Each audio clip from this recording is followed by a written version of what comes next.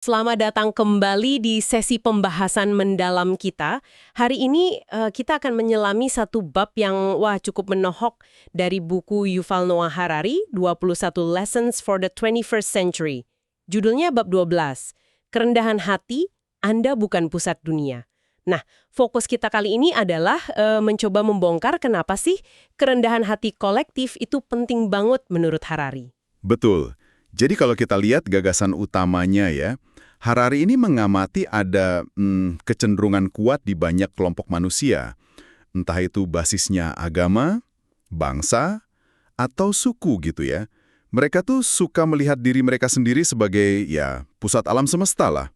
Merasa jadi tokoh utama gitu di panggung kosmik. Tokoh utama ya. Gimana Harari menjelaskan ini lebih jauh? Ada contoh spesifik nggak di sumber kita? Ada banget. Dia kasih contoh historis yang cukup jelas ya. Misalnya peradaban Aztec kuno. Mereka itu percaya banget kalau ritual pengorbanan manusia tahunan mereka itu kunci supaya matahari tetap terbit. Supaya alam semesta nggak hancur. Wah, itu berat banget ya bebannya kalau begitu. Merasa kelangsungan kosmos ada di tangan kelompok mereka. Iya, bayangkan saja. Tapi jangan kira ini cuma cerita masa lalu loh. Oh ya? Maksudnya gimana tuh? Nah, Harari nunjukin kalau pola pikir yang mirip-mirip gini, ini bisa kita temukan juga di tradisi yang masih ada sampai sekarang. Misalnya, disebut pandangan di kalangan Yahudi Ortodoks Arus Utama. Ini salah satu cabang besar ya. Ada keyakinan kalau seluruh kosmos ini ada, itu semata-mata tujuannya agar para rabi bisa terus mengkaji Taurat. Kalau mereka berhenti, alam semesta bisa runtuh katanya. Serius? Sampai segitunya ya?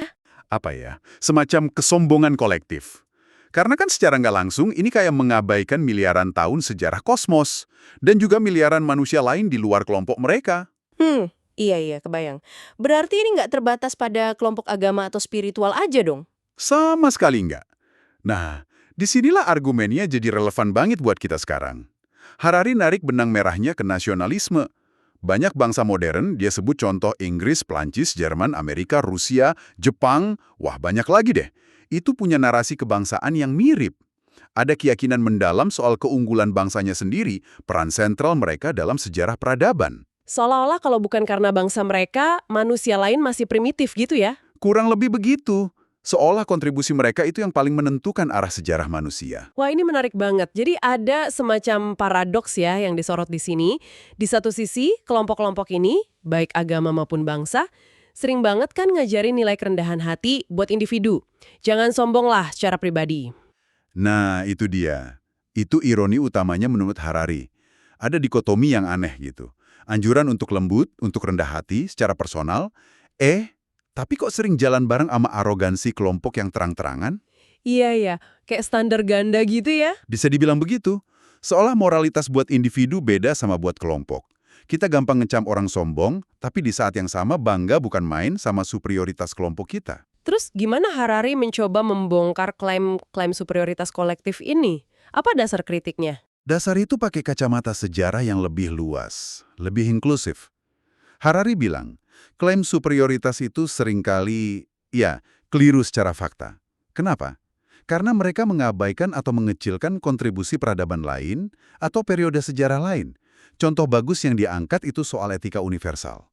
Jauh sebelum tradisi Abrahamik tertentu muncul dan, katakanlah, mengklaim sebagai pembawa moralitas utama. Prinsip etika universal kayak welas asih, keadilan, jujur, itu udah diajarkan kok di peradaban lain. Oh iya, contohnya? Dia rujuk ke ajaran Konfusius, Lao Tzu di Tiongkok, atau Sang Buddha di India. Ini kan nunjukin kalau kebijaksanaan, moralitas, itu bukan monopoli satu kelompok aja. Benar juga ya. Jadi, setelah kita bedah semua ini, apa nih inti pesannya mau disampaikan Harari buat kita? Intinya sih, ini sebuah ajakan yang kuat banget. Ajakan untuk kita semua mengadopsi perspektif yang lebih rendah hati secara kolektif. Ini bukan berarti kita harus merendahkan kelompok kita sendiri, bukan itu. Tapi lebih ke pengakuan yang jujur. Pengakuan bahwa kelompok kita, sehebat apapun kelihatannya di mata kita, tetap aja cuma satu bagian kecil dari mosaik kemanusiaan yang super besar dan beragam. Kita bukan pusat cerita tunggal ya? Betul. Cuma salah satu benang aja di permadani sejarah yang luas banget. Lalu gimana ini relevan buat Anda yang lagi dengerin kita sekarang? Apa yang bisa diambil?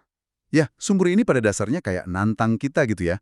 Untuk coba deh, periksa lagi narasi-narasi kolektif yang kita pegang. Jangan-jangan kita tanpa sadar meninggikan kelompok kita sambil merendahkan yang lain. Perlu diakui, cerita kita, sepenting apapun buat identitas kita, ya cuma satu bab kecil aja di kisah besar kemanusiaan dan alam semesta.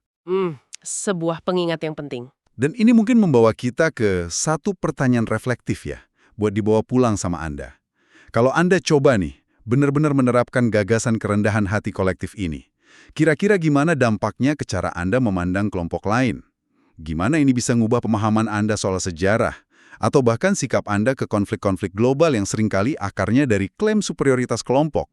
Apa ya yang bakal terjadi kalau lebih banyak orang, lebih banyak kelompok, bisa melepaskan gagasan kalau merekalah pusat dunia? Nah, itu dia. Sesuatu untuk Anda renungkan lebih lanjut.